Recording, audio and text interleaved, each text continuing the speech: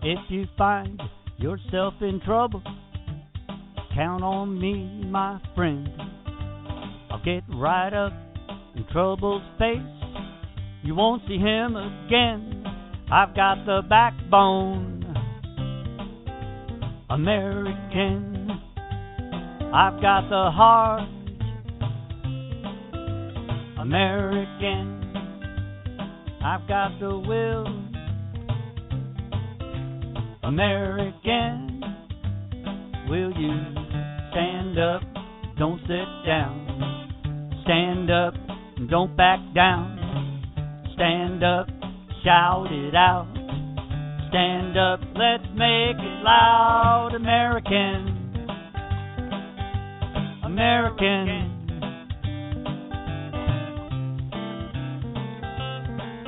Welcome to another exciting show with Southern Sense on Blog Talk Radio. So turn up the volume and enter our chat room or grab your phones. Call in and join the conversation. Help us to restore the Republic to this country and inspire the majority to be silent no longer. Well, look me straight in the eye. Tell me what you see.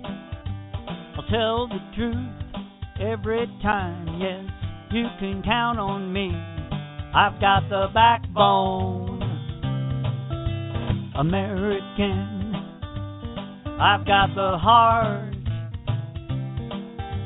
American. I've got the will, American. Will you stand up, don't sit down. Stand up, don't back down. Stand up and shout it out. Stand up, let's make it loud. American, American, American, American, American. Welcome to a Freak Out Friday here on Southern Sense. You're listening to us live on Blog Talk Radio, Pundit Press, SHR Media, Kinetic Hi-Fi, The Fix FM out of Charleston, half a dozen different areas that I always forget where the heck I am. Just go to our website, southern-sense or southern-sense.com and check us out. I'm your hostess with the mostest, the radio chick, Annie. And with me today, unfortunately, Curtis is not with us. He's doing a book signing over in Tampa, Florida. So we wish him well and hopes he sells tons and tons of books. But today I have Glenn Atkinson with me, as well as Sweet Sue from New Mexico. Good afternoon, Glenn and Sweet Sue. Hi, Annie. How you doing? I'm doing just fine. Annie. I'm sorry. That's all right. No. You're fine. I want to remind everyone to check out our website that's been updated, southern-sense or southern-sense. Put that little line in between the words southern and sense.com. Don't do like Vito did. Zito put the word hyphen in there. Check it out because we've got something really great going on there. We are going to be giving away to one winner a CD from Madison Rising, their latest release, American Hero Red. It's the deluxe remastered edition. Teeth in backwards today. Deluxe remixed. I'll get it out somehow or other. Deluxe remixed edition. So check it out. You've got to become a member of our website in order to be eligible to win it. So check it out, southern-sense.com. I want to say hi to everyone that's there in the chat room and that is listening in on the landlines. If you do want to join the conversation, please remember to press 1 so I know to bring you on. That said, we got ourselves an exciting show today. 2 wonderful guests. The first one up is going to be Michael Loftus. He should be calling us in at 1:15. And those who listen in know we start off each and every show with a dedication to a fallen hero. And today's dedication is going to go out to Senior Trooper Steven Vincent of the Louisiana State Police, who died this past week after receiving gunshot wounds on not this Sunday, the Sunday before, and he passed away on Monday, the 23rd of this month. And as I bring up the dedication music, this is from News Crime Regional and National from Times News Net. A Louisiana trooper died Monday, a day after an apparently stranded motorist shot him in the head and then stood over him to tell him he was going to die soon, state police said. Authorities plan to charge the accused shooter with first-degree murder after the death of senior trooper Steven Vincent, 43. Vincent had been trying to help a man whose pickup truck was stuck sideways in a ditch, according to Colonel Mike Atkinson. Tragically, these things happen far too often around the country. Our thoughts and prayers continue to be with Steven and his family, said Atkinson during a news conference on Monday after the trooper passed. I watched the tape yesterday. It was frightening to watch, he said, referring to the dashboard video. Officials have not released the video, but Atkinson said it showed that Vincent did everything right. Atkinson also introduced the Good Samaritan, who he said wrestled the sawed-off shotgun away from the man accused of shooting the trooper. This is a hero, Atkinson said of Robert Loftus of Iowa. He was the first of 4 people who stopped to help. Another driver who passed the shooting scene told Loftus that a trooper had been shot, so Loftus sped to the scene, jumped out, and grabbed Kevin Daigle and moved him off our trooper, Atkinson said. Loftus then used Vincent's radio to let police know an officer was down and asked for help. Loftus did not speak at the news conference. Atkinson shook hands with him and then hugged him. Atkinson said Daigle, 54, of Lake Charles, was under arrest at the hospital. Police video showed Vincent, a 13-year state trooper veteran in southwest Louisiana and a member of law enforcement family, very professionally trying to talk a man out of the vehicle stuck sideways in a ditch. He said the truck door opened and Daigle came out with the shotgun. That's not meant to scare people or warn people. That's meant to harm people, to kill someone, Atkinson said. He said the tape shows the shotgun blast. I saw my trooper go backwards and then back towards his unit where he was going to try to get some help out there. After the shooting, he said, Daigle wandered into the road and over to Vincent, asking if he was alive. You could hear him breathing, telling him, "You're lucky. You're lucky. You're going to die soon." That's the words that came out of his mouth, Atkinson said. Atkinson said Daigle had numerous DUIs and other arrests that he wouldn't discuss because he didn't know whether they resulted in convictions. Sergeant James Anderson, Southwest Louisiana spokesman for state police, said Daigle was hospitalized for some scrapes and other injuries he sustained when the other motorists subdued him. Both Daigle and the trooper who was shot are white, he said. Atkinson said Vincent leaves behind a wife, Catherine, and a 9-year-old son, Ethan. He said one of Vincent's brothers is also a state trooper, while another is a police chief in the nearby town of Iowa. Anderson described Vincent as an optimistic, positive person with a sharp mind and a love for the New Orleans Saints football team. He was a marathon runner who had just the night before had told his wife that he was going out to run a marathon just for fun and came back hours later. Nobody wore his badge more proudly than Steven Vincent, the state police had said. Today's show is dedicated to Trooper Vincent, to all first responders who have served or are serving and who will serve, as well as to our military men and women since the birth of the nation until today and those who will come in the future. We dedicate to them this song, My Name is America, by Todd Allen. God bless them.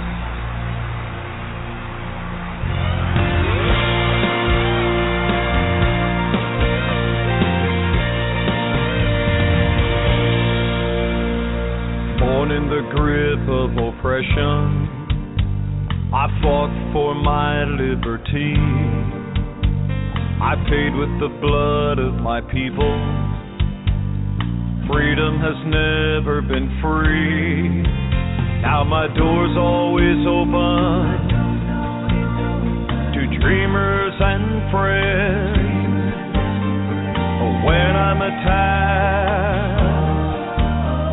protect and defend.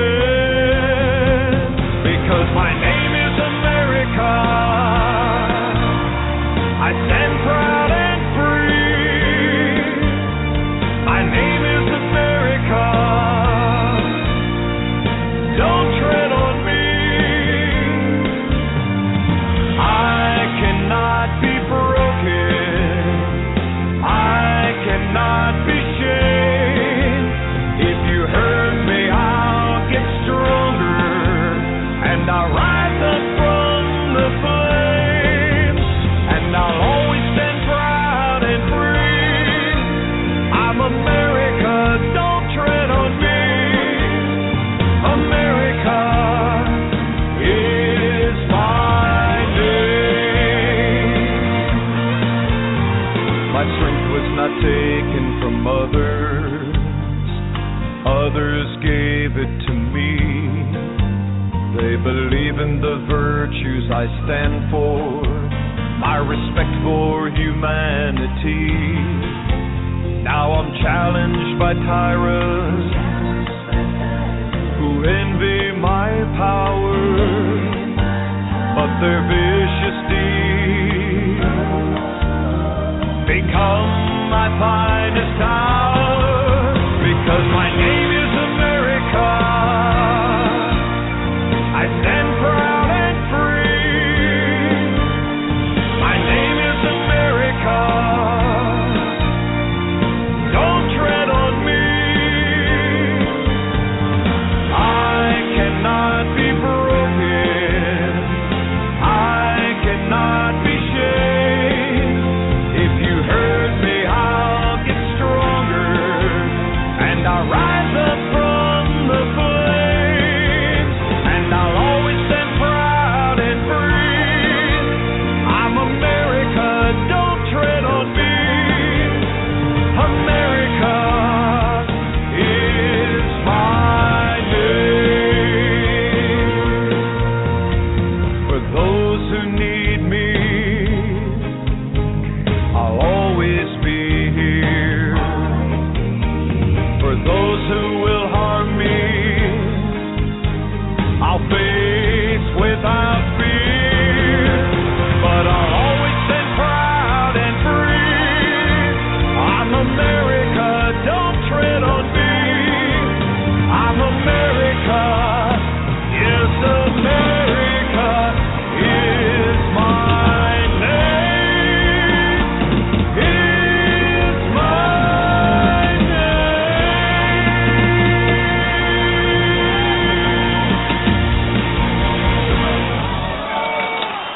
All right, Todd Allen Harrington, my name is America. You're here listening to Southern Sense here on Blog Talk Radio, Pundit Press, SHR Media, Kinetic Hi-Fi, The Fix FM, and half a dozen other places. Just go to southern-sense or southern-sense.com, click on the radio tab, and see where we're broadcast.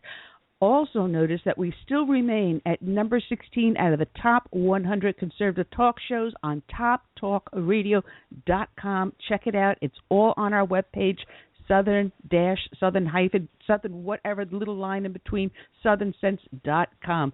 I'm your hostess with the mostest, the radio chick, Annie. And unfortunately, Curtis is not with me today. He's doing a book signing down in Tampa. So instead, I have Glenn Atkinson and Sweet Sue from New Mexico joining as guest co-hosts.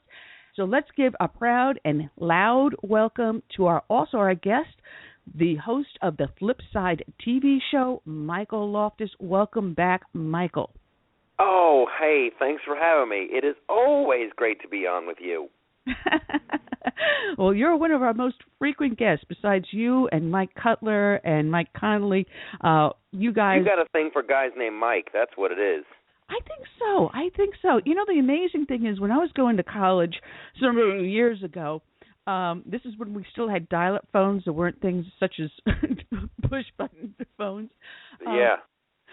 I would end up dating guys that always had the same first name.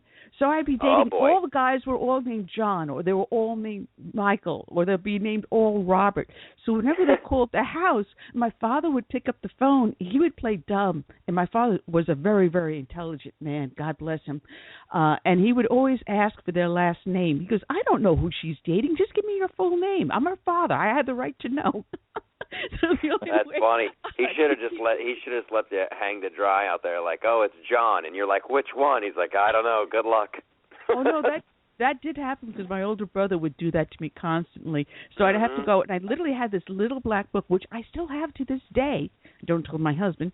And I'd have to go through my little black book and go, did you call, or is this an old message? That's funny. That's great. Oh, man. You are now broadcasting your show now. You've moved it from Texas to Los Angeles now? Are you up and running in L.A.? Oh, yeah. We just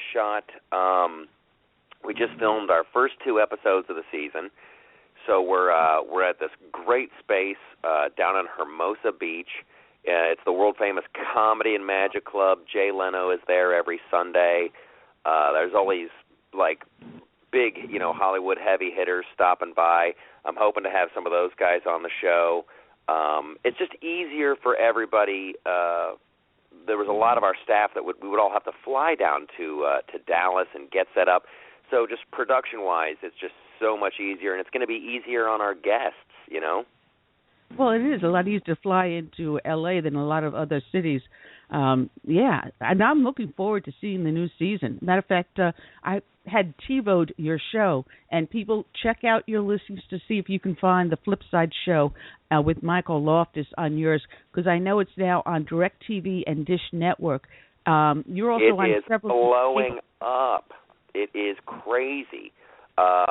We just picked up a station in D.C. We're going to be on Channel 5 in the Washington, D.C. area. I don't know what their call sign is, but it's Channel 5, Friday nights, 11 o'clock.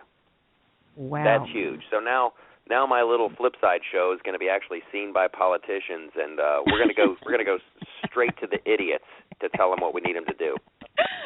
I find that's best. We're going to eliminate the middleman and go straight to the idiots. I love it. I love it. Glenn, go ahead, because I hear that you have a question in your mind. Glenn? Hello, yes? Yeah, I know. I heard you with the question in the back there. Oh, I was chuckling with what he was saying there. Hi, Michael. I'm Glenn Atkinson. My wife and I are good friends with Scott Osborne, so we're What? We're connected. You poor souls. How do you survive that horrible, horrible man? I love Scott. How's it going? Just wonderful. Great to have you with us here and finally get to speak with you. It's amazing you've went to California because I was just there 2 weeks ago on a show with My Story Itself, and so you guys are up and running. Great to hear that. Great to see you guys got some good support and whatever. It's amazing. I just can't wait to watch everything from you. Yeah, I tell you what, thank you so much. And everyone who's listening to this podcast, I know this radio show is huge. Your numbers are great, so if everybody could be on the lookout for the Flipside, go to theflipsideshow.com. There's a channel finder. Please, please, please support the show, because without viewers, we can't keep growing. And we just are you down in Glenn? Are you in Texas? Yeah, I'm actually in Dallas, actually. Yeah. Okay, check it out. We just picked up a big station in Dallas. We're going to be on, I think it's WTXD, Channel 47. Oh, okay. Yeah, great. We're going to be on there. I'm not sure of the exact show times, but I tell you what, people are they're into the show. And we're picking up a city here, a city there, and it's just fantastic. And the show's getting better, and the guests are getting better. I'm so excited I could bust. I'm like a kid on Christmas. That's awesome. Well, Michael, I always put a link up on the show page so that people listening to the podcast can check it out. They can click on the link and go to your show. I'm also putting it up in the chat room, and people can share it there. We've got a lot of great friends up in the chat room currently, and it will be getting out. It'll be going viral. You know me. You know I'll what they do could anything do? This might be a fun thing for you to do. if they have questions for any of the presidential candidates, maybe I could try to ask them on the show. Because here's one of the wonderful things about being in Los Angeles. There's a big presidential debate coming up at the Reagan Library on September 16th. And I'm shooting 2 more episodes of The Flipside, which for all your listeners in L.A., come on down to the beach. The tickets are free. It's a live television taping. We're taping on the 17th. Everybody's going to be here the day ahead. I've been in touch with a bunch of the presidential campaigns, and keep your fingers crossed. I might have a couple of presidential candidates on the show. Oh, wow. That is absolutely awesome. Yeah, absolutely. So if they have a question, they should put it on your website, and then you forward it on to me, and I'll go, hey, this is from Southern Sense. We got a listener with this question. I would love to do that. Oh, awesome. You have Donald Trump on your show, do you think, or is that in the making maybe? I have reached out to his people. I've already heard back from Carly Fiorina's people. They're working on it. Right. Governor Walker's people are working on it. Chris Christie's people are working on it. Everybody's schedule is still kind of up in the air. But I've been in touch with campaign managers and communications and media directors, and so I'd love to have all of them on and just have a little mini Flipside debate. That would be awesome. Right. But yeah, well, I'd love to have the Donald out. Yeah, that'd be awesome. I mean, his number one issue is illegal aliens, and I'm not sure if you had the time to read my story or not, or know about it, but I know Donald Trump, if he got just hold of my story, he'd want to run with it. I know that for a fact. It's just everybody's been telling me if only Donald Trump could see your story or read it or watch the video, oh my, he'd be jumping all over that for his campaign. So if you could connect somehow with that, that'd be a blessing, Michael. Yeah, there you go. You never know. It's a much smaller world than you realize, so maybe that'll happen. Let's try to make it happen. Oh, thank you. Amen. I just want to remind people that are listening in using their cell phones or their iPads or whatever, if you want to join the conversation, please remember to press number 1 on your dial pad so I know to bring you in so you can ask your questions, make your comment. Meanwhile, the phone lines will stay open, the 917-889-3675. You're here listening to Southern Sense on Blog Talk Radio, Pundit Press, SHR Media, and just go to southern-sense.com and click on the audio tab. And we do have a caller in on the line, and let's bring this person up if Blog Talk Radio behaves. Area code 570, you're on the air live with Southern Sense. I'm your hostess, Annie, the radio chick. Who am I speaking to? It's Gray Whisker, baby. Back again. Hashtag Donald Trump, baby. For president. USA, baby. Okay, all right. We got the trolls. We got the trolls going in already, Michael. Donald Trump, baby. That's great. That's just a fan. Donald Trump, baby. USA. That's great. We never know what's going to happen, you know. No, you don't. And you always take a chance when you open up that phone line. You don't know. Oh, yeah. It's like a mystery gift. You know, one of those parties that you have after Christmas where you give away the bad gifts and you see it's somebody white elephant or something. It's like that. Well, I was just wondering if that was Rodney Lee calling in. You know. I think that was Rodney Lee.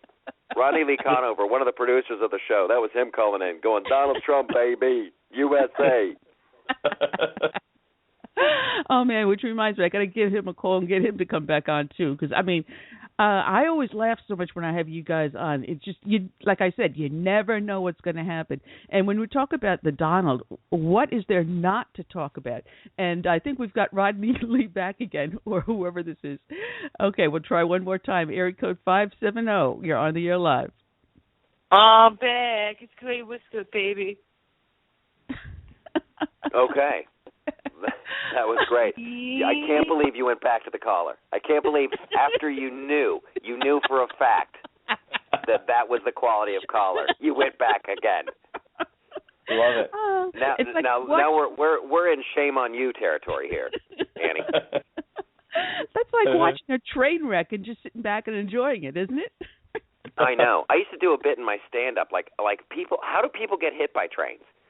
You say like it's on a track.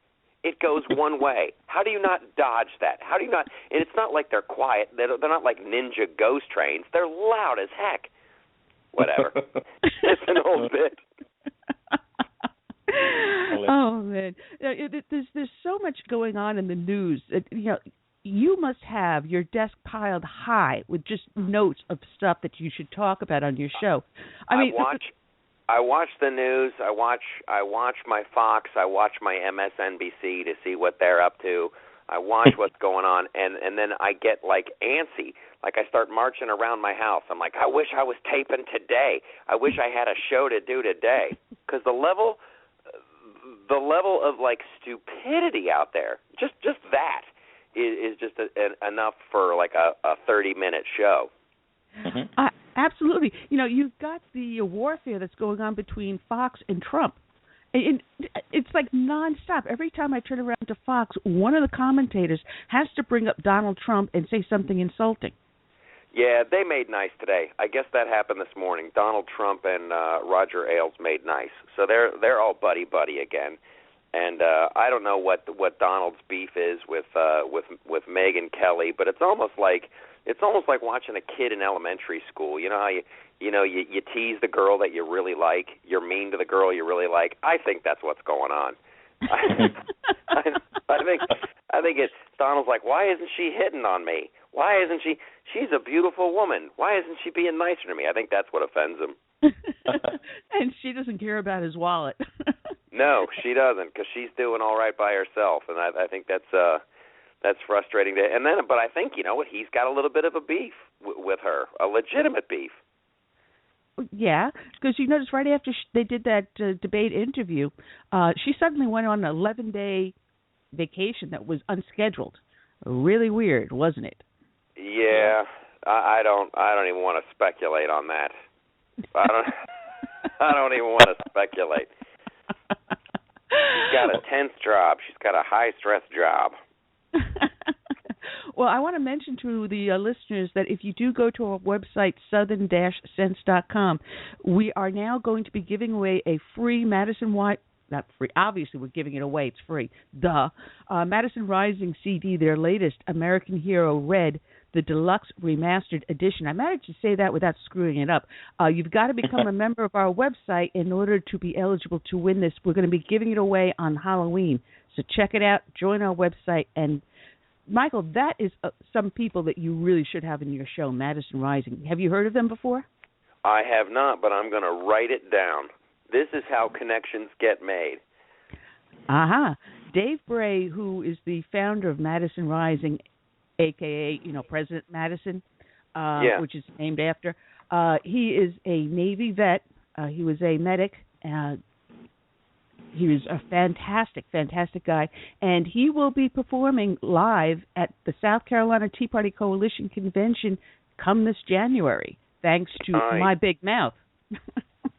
There you go. Geez. Everyone's talking about this Iran deal, and if you notice lately, even Democrats are jumping off of the bandwagon for it. You've got Carolyn Maloney up in New York, a Democrat, who's now talking against it. I almost said it, Schmuck Schumer, yep. He's speaking out. Schumer. You can hear the New Yorker in me when I talk about that. Really. Yeah. But just how brilliant is John Kerry as a negotiator that he has Iran investigating themselves? It's beyond the beyond. I mean, it's really, if it wasn't reality, I mean, if you saw it in a movie, maybe you could laugh. And this is the tough job that we have at the Flipside, is like, how do you make this funny and comedic? Because there's really not a lot funny about it. And my whole take on this, and it's not really a joke, it's like, did anybody just ever tell the Iranians no? That's how you negotiate. No. Yep. You're not allowed to do any of this. No, you're not allowed. You don't need, and they're like, we want nuclear power. We just want nuclear power. No, you're not allowed to have that. And they go, why not? Oh, well, I'll show you the tweet. I'll show you the tweet where you said death to Israel. And how about I show you footage of Death to America Day? And how about I show you the footage of the 4 of our civilians that you have hostage? You're not allowed to do anything. And the instant you do, we will shoot you out of the sky. Exactly. John Kerry is the biggest joke. Who was it? Someone described him as the facelift that when he smiles, his ears wiggle. He is. And that's what's driving everybody about crazy about Donald Trump. Is they're like, oh, Donald Trump. It's the entertainment value. That's why he. And no, he says things very concisely. He nails it right on the head, and then he moves on, and that's refreshing. We do have lousy negotiators. Yeah, we that's do. That's all there is to it. And the thing is, with Donald Trump, you always are getting these reporters out there that are trying to get him in a gotcha moment. But this is the man that invented the gotcha moments. Yeah, right. They had Jorge Ramos in the presser yesterday. How fantastic was that? You're out. And they make it sound. It's so great. I love watching MSNBC. I absolutely love it because they present it like this esteemed journalist just had a simple question, and Donald Trump had him removed from the premises like he's like some Nazi. And then you watch the footage on their network, and you're like, wow, he couldn't have been more patient with the guy who wasn't even asking questions. He was making statements. So of course you have him removed, and then you bring him back and you have a nice conversation with him. It's wonderful. It's wonderful. And how did you like it when he had that one woman come up and tug on his hair? That was funny. That was funny. No, it's true. And it was on Fox, The Outnumbered. I was watching that just before coming on air. And the comment is that, whoever is the one that sells him his hairspray, they should jump on that bandwagon right now because sales will go through the roof on whatever that brand is. It doesn't go anywhere. It's a hairspray so good it doesn't move anywhere. We do have the first question, and it happens to be for Donald Trump from Moving. He's asking, will he ask for the Winston Churchill bus to be returned from the UK? I don't even know what the Winston Churchill bus is. The bust, the statue from the shoulders up of Winston Churchill that sat oh my in gosh! the White House? I thought you said the bus. I thought you meant like bus. Public transportation. Like there's a Winston Churchill bus. What is it? How you getting to Liverpool? I'm taking the Winston Churchill bus. Good question. How quickly would he ask to have that bust returned? You notice I'm putting a T in it. Yeah. I don't know. That's pretty funny stuff. You know, Winston Churchill. A lot of people made fun of Winston Churchill. They're like, oh, that guy. You look at the period between World War I and World War II, and they're like, what is Winston Churchill? That guy, nobody would listen to him. He was like writing op-ed pieces for the London Daily Mail and the Telegraph and stuff. He's just a warmonger. They really tried to silence that guy. Yeah, the Neville They thought he was just stirring the pot. He's just stirring the pot, trying to be a warmonger. And then he saved that nation's butt. Absolutely, and Obama's pulling a Neville Chamberlain.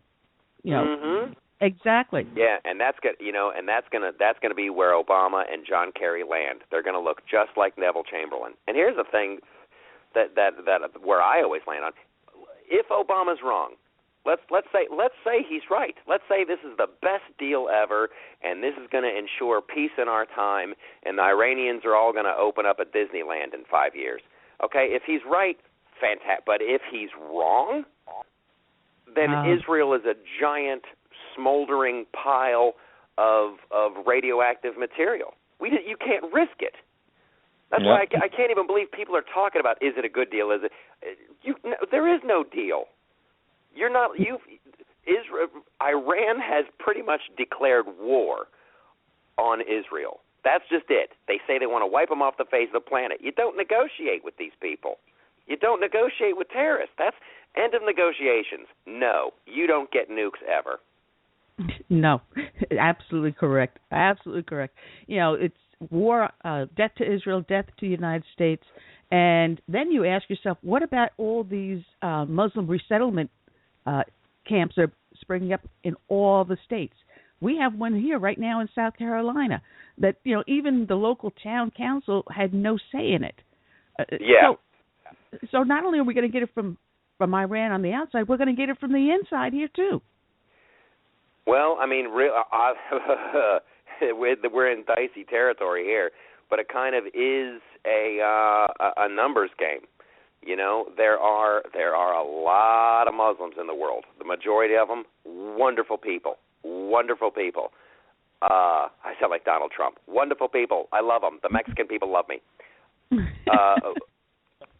But the great thing about America, the great thing the power of our culture is so strong. When people come to this country legally and they're immigrants, within like one generation, they're like full on, you know, flag waving Americans, and they're awesome people. So I thought, you know, as long as you come to this country and you want to abide by our rules, when I'm going to have a problem, you know, and I hope it never happens, is when you have these like little enclaves where they want to live by Sharia law. That's the end. You know, if you can practice, you got freedom of religion here. You want to be a Muslim, you want to live in America, welcome aboard. Here's a shovel. Let's all get to work. But if you start talking about Sharia law, then we got a problem. Then we got a big problem. That we do. And the most insulting thing that has happened in Michigan, it's in Lansing and East Lansing. The mayors of those two cities had said that on 9/11 they're going to host their Ramadan dinner. Now, Ramadan, if you remember, was back in July. And this is when some of our embassies over in Europe were told, do not celebrate 4th of July because it's during the month of Ramadan. It'll be insulting to Muslims. So what they do is on a day where close to 3,000 people died, they're going to hold a Muslim dinner. Yeah. And if you think that's an accident, if you think that's just coincidence, I got a bridge in Brooklyn I want to sell you. Yeah, absolutely. Hey, listen, get on to a different subject here. We have The Gift That Keeps on Giving, Bill and Hillary Clinton. Now, there's a new book out, and it is by Ronald Kessler, and it's called The First Family Detail, Secret Service Agents Reveal the Hidden Lies of the Presidents. And guess what? Bubba has a blonde bombshell, and her nickname, her secret name with the Secret Service is the Energizer. That's great. That's great. Batteries What's not the name included. of the book? What's the name of the book? The First Family Detail by Ronald Kessler.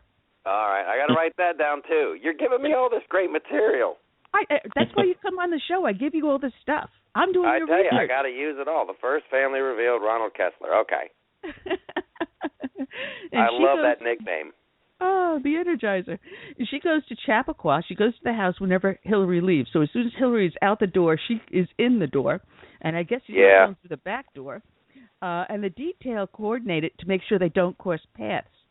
And unlike Hillary... That's just being cool right there. Yeah. And unlike Hillary, the Secret Service says, she's very nice to the agents. She brings them cookies. I mean, does anybody think that they're really married? I mean, does anybody on the planet think that they've, like, shared a bed, let alone a room, in the last, 30 years? It's a show. It's a show. It's a political. It's like the olden days when the princess from blah blah blah land has to marry the prince from yiggity yaggity land, and that's all it is. It's a marriage of convenience, and it's a marriage of show, and it's a political connection. That's it. That's it. Well, believe it or not, that's what Ronald Kessler writes in his book. He said it is a show and a scam. It's just a business relationship. And he reports that Hillary is so abusive to the agents that being assigned to her detail is considered a form of punishment. Well, I can totally believe that. I can totally believe that. But the Secret Service, they better get their acts together. Maybe they should stop writing books and learn how to stop people from jumping fences. Now, he also learn how to use the locks on the front door of the White House. Hey, put the typewriter down. We got a guy hopping across the fence. Yeah, and there was one that actually made it all the way inside. Yeah, He made it to like Obama's mom's bedroom or something. It's crazy. I don't care who you are. Nobody's going to take it. No one does that to any president. I'm not a fan of Obama, but hey, tell you what, you go after the guy, you got a problem with me. Well, in the book, he also writes about Joe Biden, who's weighing in on whether or not he's going to run. You know, he's jumping into the race. You know, they're doing all this fanfare just to build up attention for it. But yeah, yeah. You know, the longer they say he's thinking, the more they're going to get feedback from the left going, "Run, go Joe, go Joe." Yeah, but they all know. They all know he doesn't have a future in that. I mean, they were talking about it on Chris Matthews' show the other night, that Joe Biden gets in, he'll have some really great numbers at the beginning, because I guess he's a really nice guy, and it's tragic, such tragedy, that you're going to get this huge sympathy bump from him, and he's not Hillary. And then all his past will come back to haunt him. Remember when he told the paralyzed guy to stand up and take a bow? I mean, he's got so many of these super embarrassing moments. He can't. You can't give him a bucket of water to carry to the fire because his bucket is full of holes. Mm-hmm. Now, here, Joe Biden is 72 years old, but in Kessler's book, he reports that Biden swims in the nude at the vice president's residence in front of the female Secret Service agents just to flash. I bet he does. He's totally that guy. If Joe Biden wasn't in politics and he was living out in L.A., he'd be like one of those like sleazy like B-movie producers who'd always be hanging out at the Playboy Mansion. Hey, come on, ladies, I need some sunscreen on the small of my back. He's like that creepy guy. Yeah, we call him the creepy Uncle Joe. You know, everyone's got an Uncle Joe in their house. In their family. We're gonna do like a photo montage. It's either in the 3rd episode or the 4th episode. We're just gonna show picture after picture after picture of all those creepy Joe Biden moments. You know, where he's like behind a girl and he's like whispering something in her ear. He's hugging somebody inappropriately. He's got a ton of them. That's why nobody's worried about Uncle Joe Biden. He is the creepy uncle. Now, when he was running for re-election to the Senate, he bragged. He had all this film montage of him riding the Amtrak back and forth between his home and D.C. Yeah. And he bragged about how he's saving the taxpayer money by riding Amtrak. But now he spends millions of taxpayer dollars flying to and from his home in Delaware on Air Force Two. And his office tried to cover up the cost of the personal trips. So, you know, you're going between D.C. and Delaware. That's not a 5-hour drive. Yeah. It's I don't know what it costs to fuel up Air Force 2 or any of that business. Stick to Amtrak, Joe. They love you down there. They know your face. I mean, there's so much fuel I can give you for your show. Maybe you should take me in as, program advisor or something. Absolutely. That's what we have to do. We have to, as a consulting producer, creative consultant. Move over, Rodney Lee. Yeah. We're putting a new desk in the writer's room. Going back to Bill and Hillary, like I said, they're also the gift that just keeps on giving. They had this whole blow-up about their charitable organization, the Clinton Foundation. Yeah. And they out of their contributions, they made a $15 million contribution to their own foundation. Actually, $14.9 million went to the foundation, which meant $1 million went to others. Just only $100,000. I'm making a donation, a charitable donation. I'm making a tax deduction. I'm going to deduct $15 million off my income taxes. But wait, I donated it to myself. I tell you, that's one of everybody who has a foundation. They were not everybody, a lot of them. It's like basic tax advice 101. Whenever you start looking at real money, every accountant is like, here's what you need to do. You need to start a foundation. You're on the board. You run the thing. You make a donation to the foundation, and then it's just one of those loopholes that needs to be fixed. However, you see these NFL guys do it all the time. And every wide receiver in the NFL has, to protect his income from this horrible tax code that we live under. That's what everything comes back to, the horrible tax code. It just to have a fair tax. This is it's beyond, it's ridiculous at this point. I'm so sick of people going, we need to look at the tax code. Yeah, we do. Mm-hmm. Because everybody, the only good thing that comes out of these foundations is occasionally, accidentally, they do some good work, and that's great. And I would rather have a private citizen out there accidentally doing good work than to have some giant federal program, taxing me into poverty so I can accidentally do some good work. Do you know what I'm saying? Absolutely. Everyone's talking about this is the 10th anniversary of Hurricane Katrina in Louisiana, but they're not talking about Haiti. The majority of people that got hit by the storm in Haiti are still living in tents. Exactly, because George Bush wasn't the president of Haiti. It's just another way. That they can take a roundabout shot at Republicans and George Bush. That's all it is. It's all just one giant photo op where they get to revisit this and try to pin it on George Bush. And here's what nobody's saying. And I tell you what, the flip side, we have a deal with the Washington Times. The Washington Times, wonderful newspaper, and they show videos from the flip side.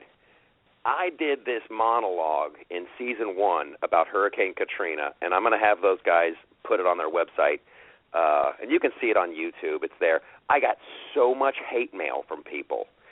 So much hate mail. All these left wing, these super liberal websites covered it, and they just vilified me because here's the point I was making. $147 billion was spent on Hurricane Katrina relief.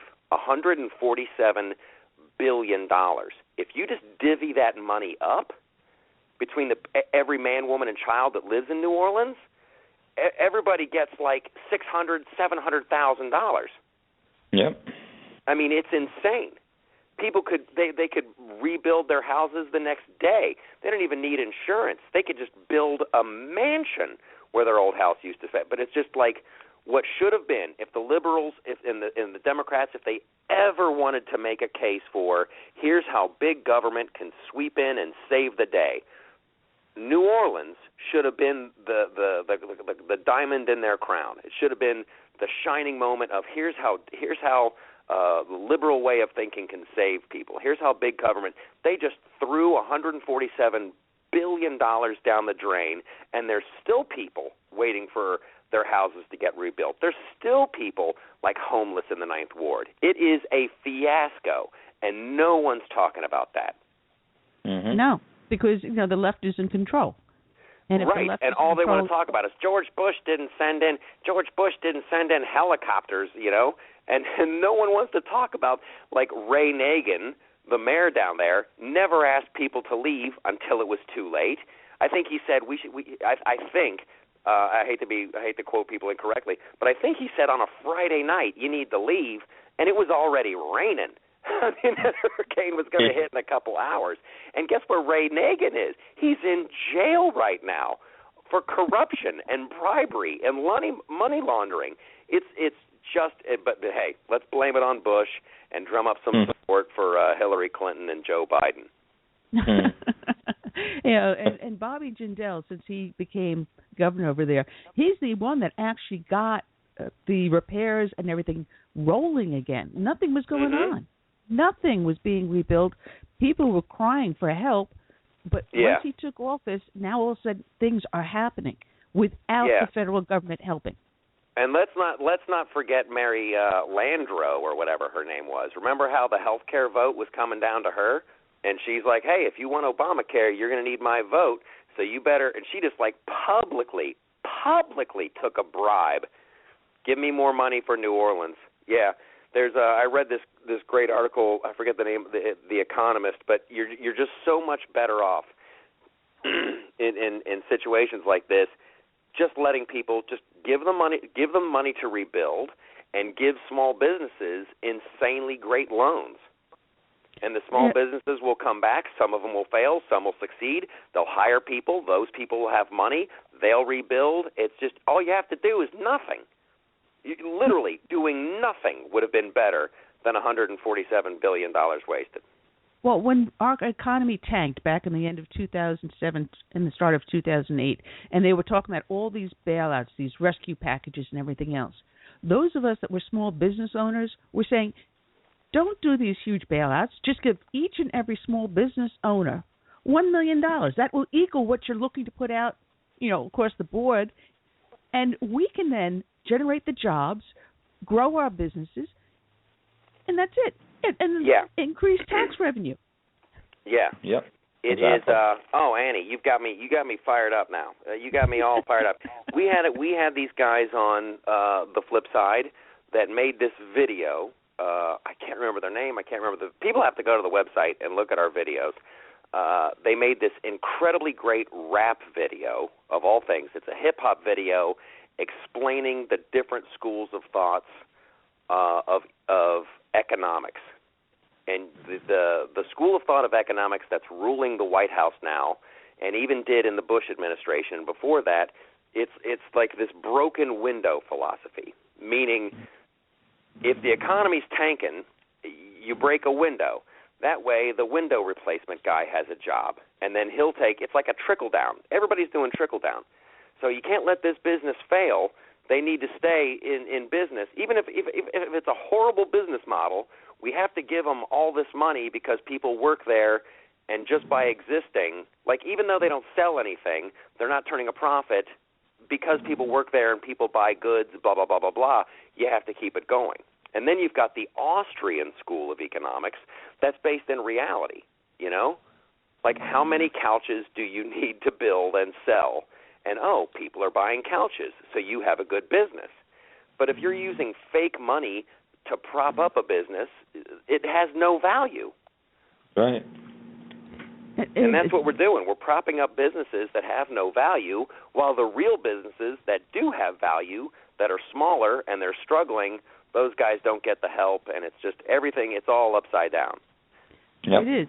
It is absolutely, because at one point my husband and I had a printing business, one of the many things that we've done, and I used to do the graphic arts for it. And when we moved to South Carolina, we took the business with us. But then what South Carolina does, which kills business, is that all of your assets are taxed at 100%. So when you go buy a computer, every year you're paying a business tax to the county. It's the chair you sit in, the desk, the shelves, your inventory. So all of your assets are taxed at 100% every single year.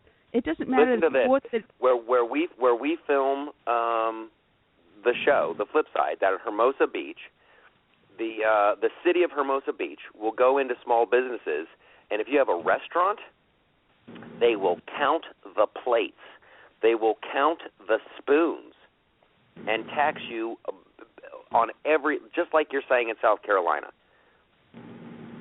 So what's the point of opening a restaurant in that city? You just go over to the next city that's not going to tax you. That's right. We got a tax bill in, and I looked at the tax bill, and it was taxing us at more than what we owned. And I'm saying, this is crazy. I says, we don't even own this much in assets. And I had to prove to them that, what we had was not worth taxing at that point. And I said, the heck with it. We sold the business. We just completely closed the doors. And I said, we were looking to expand. We wanted to get into different areas of the printing business because we saw the computerization. And we said, well, we can then look at this and then this way expand our business and not close the doors and maybe even hire someone. And in that case, they lost the whole entire thing. We closed the doors. It no longer exists. The assets are gone. They lost that revenue. Yeah. Yeah, it makes no sense, and that's what happens when you get lawyers making decisions about businesses, and that's what I mean.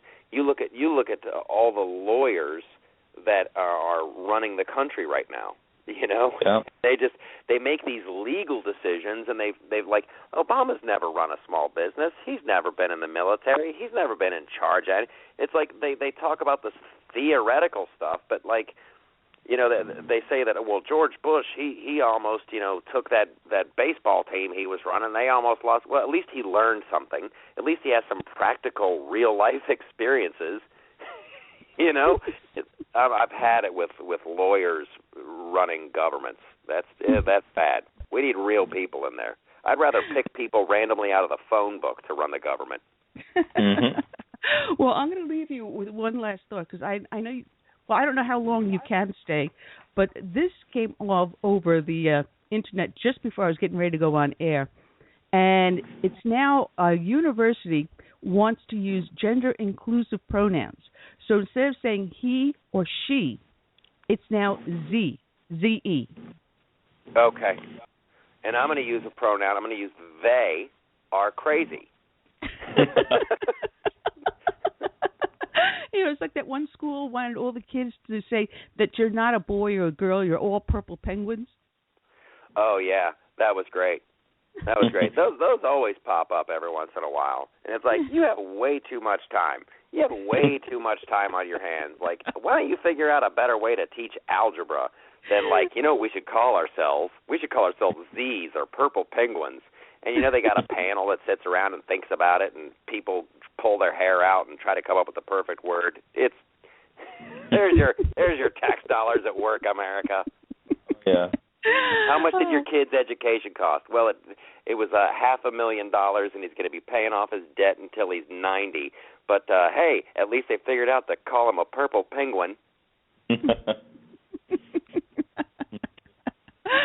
Well, I don't know if you can stick around, because Glenn is going to give us his story, because he immigrated here legally, but was treated as if he was illegal. And the illegals that immigrate here are treated as if they are legal. It's a little bit backwards. Oh, my gosh. I wish I could, but I have actually a writer's meeting. We're working on episodes 3 and 4, and that's going to start in like 2 minutes. So I'm going to have to skedaddle.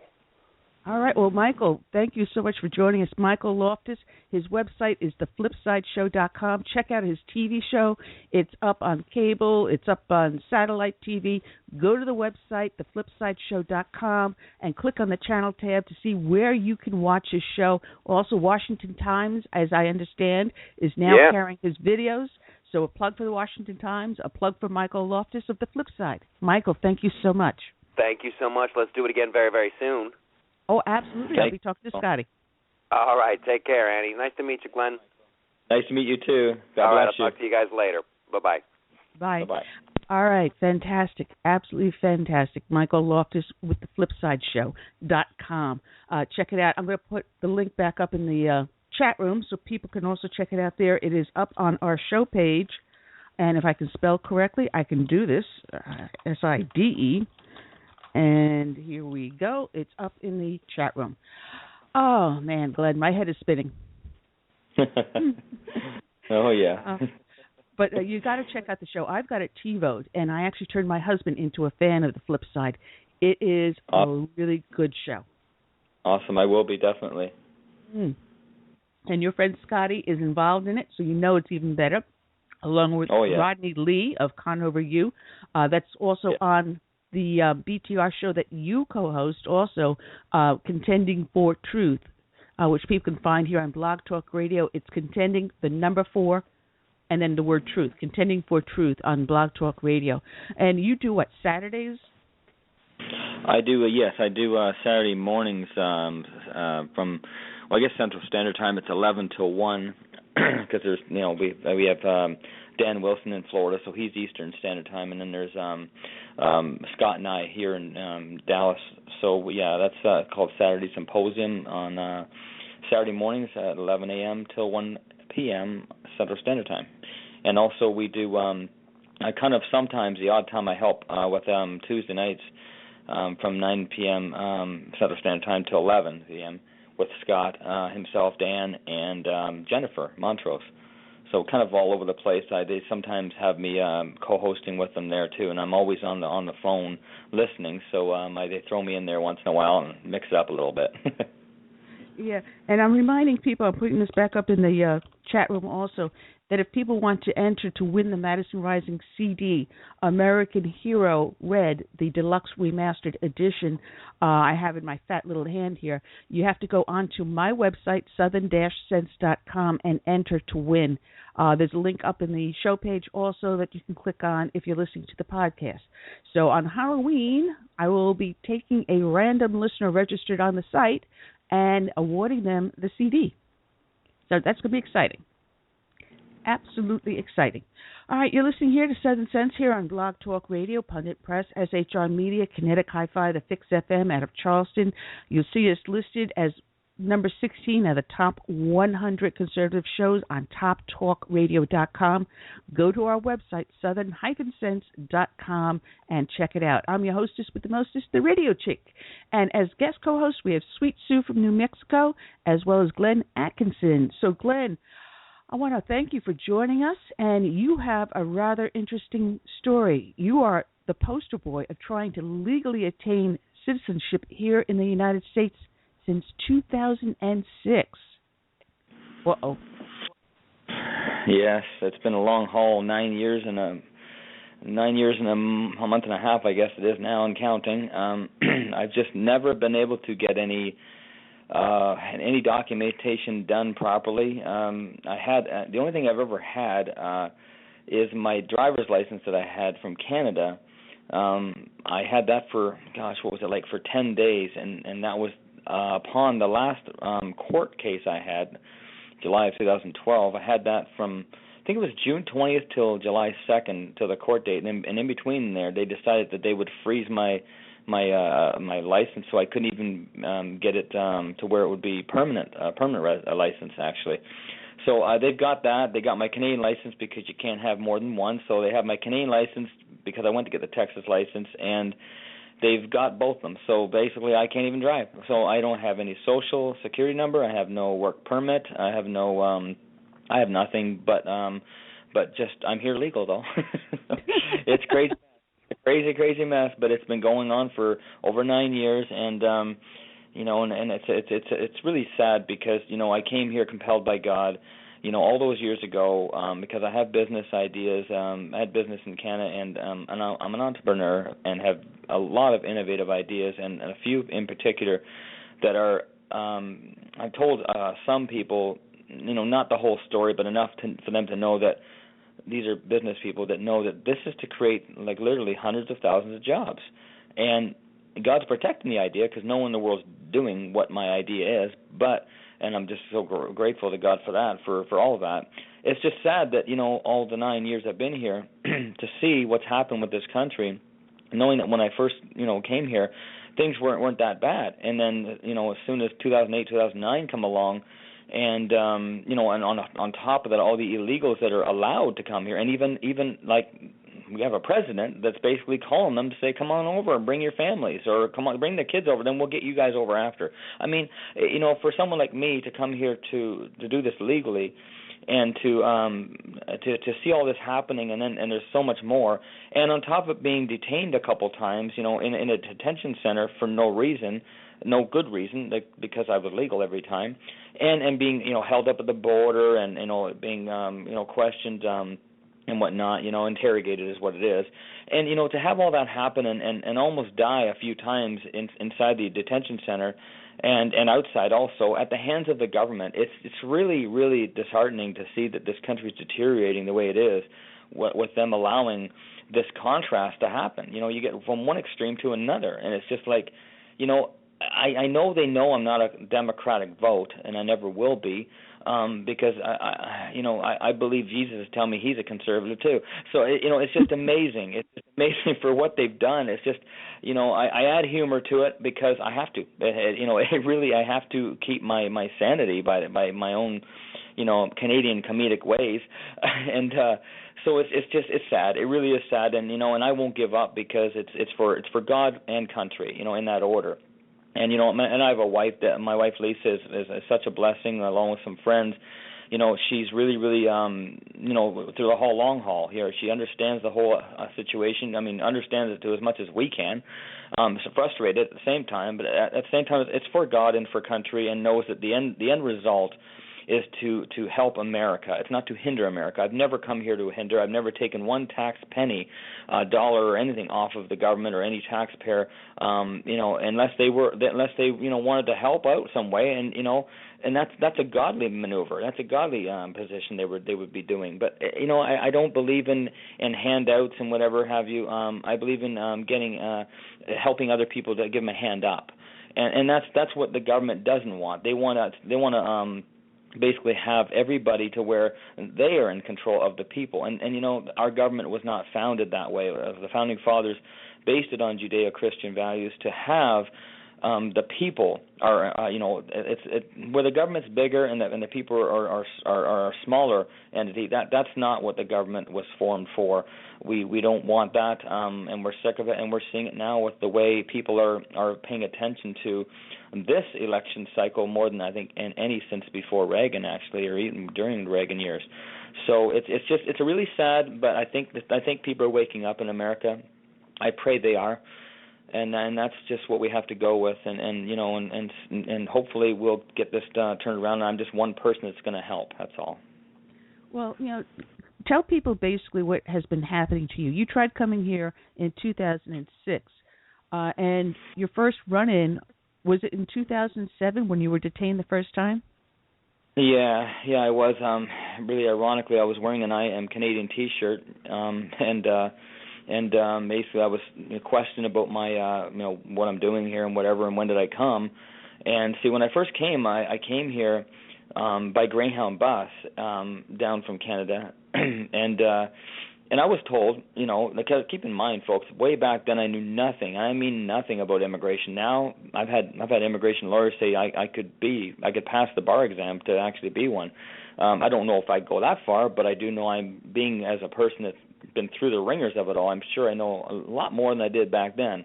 Well, when I did come across, I asked Greyhound how much the ticket was, how long it was good for, and they told me the price, was $379.05 return to Canada, from Canada down to Corpus Christi, Texas, where I originated here. And then they told me the ticket's good for a year, and of course on the back of the ticket says ticket's good for a year. Well, I didn't know. I mean, I come across the border, and here I am, and actually what's really ironic about this is my mom, she was going in February of 2007. She was on the 28th. She was about to have an operation because she had cancer a couple times, and she had her a mastectomy for one, and she was going in for the second one just for cautionary measures, so in case it would spread or something. So she was going in to get that done, and I was going back, and I was scheduled to go back February 11th, 2007, which is way sooner than the year, way before the July. So I was just about to do that, and 5 days before that is when all of a sudden the whole thing unraveled, where I was, a police officer, as I mentioned, saw me, and basically they had to hand me over to Custom Border Patrol because they said that they thought that I was illegal, that I had overstayed by about 3 weeks. And I said, what do you mean? They said, well, you're only allowed to be here for 6 months. And, of course, I found out that is the truth, that you're only allowed to be here for 6 months. But I didn't know that at the time. I was told a year, and, of course, they knew the ticket was from Canada to America, so why would they say that on the ticket or even say that verbally, knowing where I was going? And how can a ticket be good for a year when you're only allowed to be here legally 6 months? Well, that was a contradiction of the law, and, of course, that was the first one that I had noticed in America, the contradiction of the law of how the government and how it trickles down into contradiction. And I've, of course, since then have learned many contradictions, as the American people have known all along within their own rights and whatnot. So anyhow, what happened was they have a thing what's called prosecutorial discretion. That officers and everybody has that prosecutorial discretion to release you because you have no criminal history or whatever, that's not a threat or whatever to any situation. Maybe you've done something like a misdemeanor and done something wrong, but maybe they're not aware of it or never had no criminal history. So there's nothing threatening at all. And this is what they didn't exercise, as far as I'm concerned, and lawyers. My civil rights were violated. I can't even count anymore how many. Just when in that situation alone, there was over 40. That was in the first situation, so I hadn't been here for 7 months, and they were violated. Anyhow, so what happened was they took me over to the Customs Border Patrol, which they could have just let me go, and I had the ticket to prove that I was on my way back, and everything was packed already. Like, they could see I was even packed. So they could have just let me go on the bus, and they said, no, it's not our jurisdiction, which it isn't their jurisdiction when it comes to immigration, but it is their prosecutorial discretion that they could use with the situation and just let me go, because obviously I'm not going to stop off anywhere along the way other than changing buses, because my mom was ill and she had a chance of having this cancer come back and whatever, so I was going back to help her. And so it was just crazy. They took me into Customs Border Patrol. Then all of a sudden, next thing you know, I'm going to a detention center, and they put me in this. Oh my gosh, this is a situation where I almost died 3 different times while being detained by them. They put me in a cell, and most people don't realize, but if you can Google it, you'll find out lots of cases that are like this one particular thing, where inside these cells. At least they used to be. I don't know anymore because they've not come to get me anymore. But anyways, I was in this cell, and I know, being Canadian, what cold weather feels like. Inside this cell, if you will, it was all concrete. Now, I mean all concrete, okay, other than the metal doors for the bathrooms, but other than that, it was concrete. The seats, everything was all blocked, the floor, the walls, everything was cold. And they had the air conditioning on there, and I bet, knowing as a Canadian would, I bet you it was between freezing and 40 degrees. I know more than that. I know what 40 degrees feels like. And of course, I didn't want to sit down on this concrete, because anyone knows health, that could be even worse for you. So I was in there for it had to be 10, 12 hours just in there alone. I'm prone to getting ill when it comes to the cold. I don't like the cold in Canada. That's another reason, on top of being glad I'm in Texas. Even though it's hot, I'd rather have the heat that I can deal with than the cold. Well, I got really sick, and I knew I would. I just know how my body is. And as I finally got to the detention center, which took 3 days to go, 2-hour drive, I had to be held into all these different cells that were freezing cold. So you go from even in February of 2007, it was still like 80 degrees in Texas. So you go from that outside, and then you keep going back and forth inside these cold temperatures. I was finally got to the destiny of the detention center, and I got there, and I the next morning I woke up, which I only had and the whole time for those 3 days, I was lucky to have an hour and a half, 2 hours sleep. Because I was standing up mostly, and there's the other ones I went to, these detention cells, I guess you will. There was like sometimes 70, 100, 200 people almost in these things. Well, maybe not 200, but I would say about 120 to 150 on average. There was just sometimes there was no place to even sit, even if you wanted to. So it was freezing cold, and I got sick. As I arrived to the detention center, I got sick, and it took me. I got everything written down in a journal, day to day, of all the things that happened to me just in that first detaining situation there. And I got sick. I got bronchitis. I got double pneumonia, walking pneumonia. Excuse me. And I also had where I couldn't have a bowel movement because I was just so sick, and it was just awful. So for 9.5 days I was constipated. I mean, I was really sick, and I had a fever at the same time.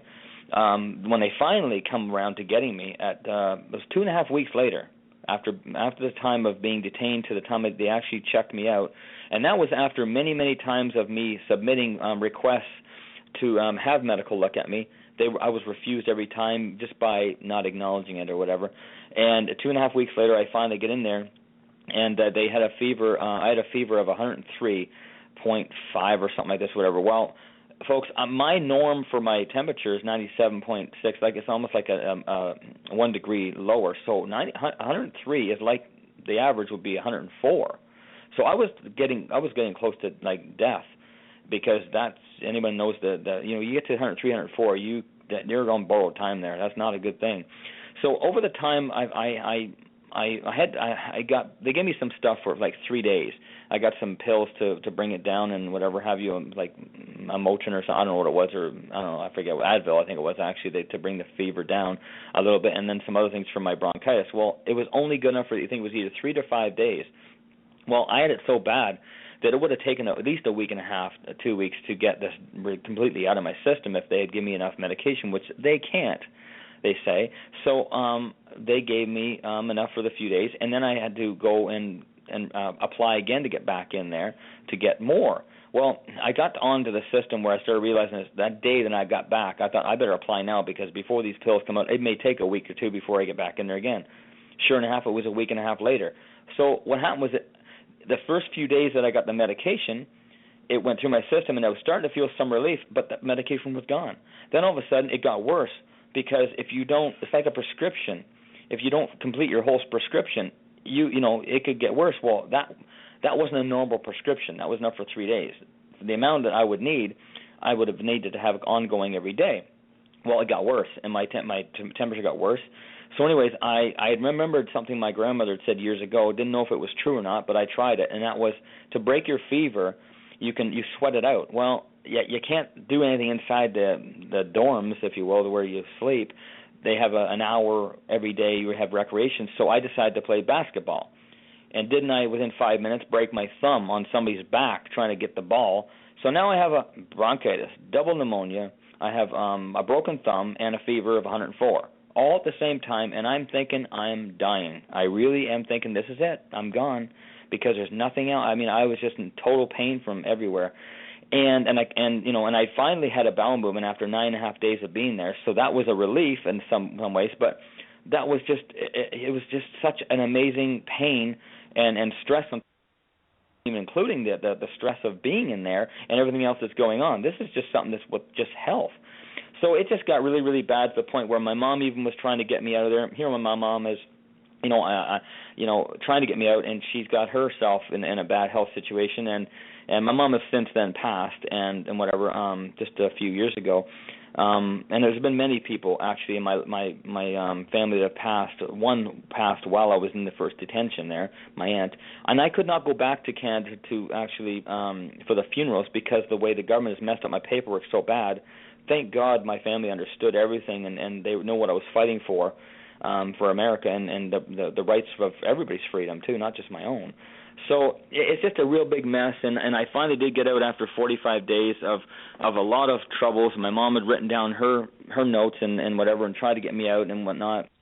And when I finally did get out, I went back to Canada to for my mom and whatever like that too, and then I came back. And I was a hassle trying to get back here. They did not remove any red flags on me, even though they created it. Because, see, the judge said to me that, I could go back home as a voluntary departure because I got no criminal history or nothing from here or Canada. So they allowed me to go back to Canada, and then I was told by a lawyer, ironically, now I'm in Dallas, and it's the guy from here in Dallas. He said that there's no way they can, ban you from coming back because you got voluntary departure, and everything. They realized that it was just a contradiction in the laws that so it wasn't your fault. So you should have no problem.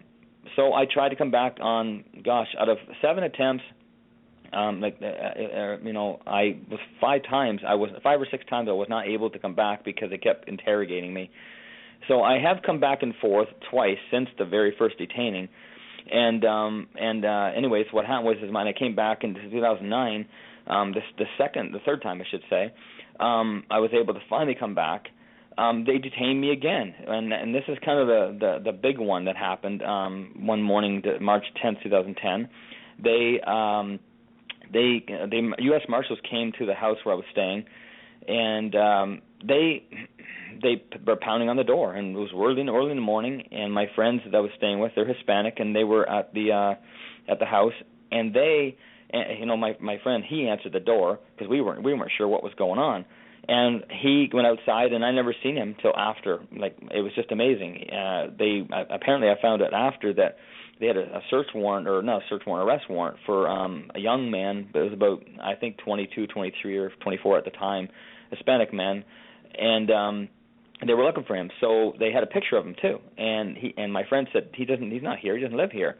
So they, had a warrant to come in, and they went around. There was what I found out after. I seen about 5 or 6 of the officers, but apparently there was it could be up to 12 to 15 of these U.S. Marshals that come guns blazing.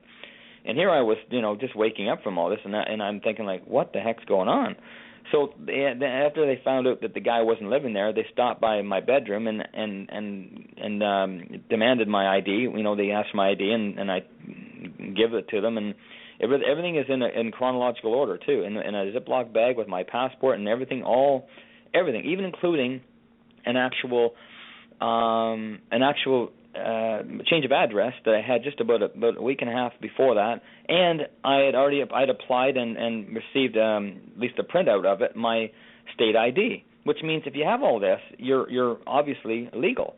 So, if I was illegal, why would I put a change of address in? It's like robbing a bank and then going back next day, without your ski mask on, saying, oh, here's $100,000 I robbed from yesterday, but I don't need it no more. It makes no sense to do something like that.